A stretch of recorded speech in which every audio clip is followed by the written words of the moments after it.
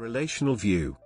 In management, the relational view by Jeffrey H. Dyer and Harbir Singh is a theory for considering networks and dyads of firms as the unit of analysis to explain relational rents, i.e., superior individual firm performance generated within that network/dyad.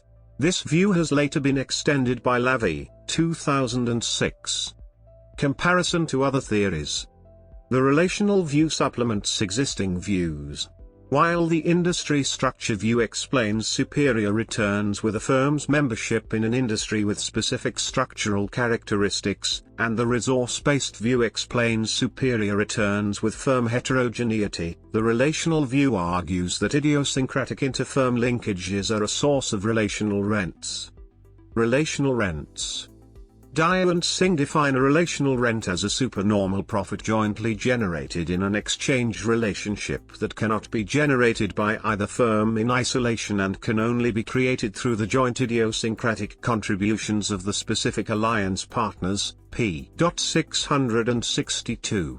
Sources of relational rents. Dyer and Singh propose 4 sources of relational rents.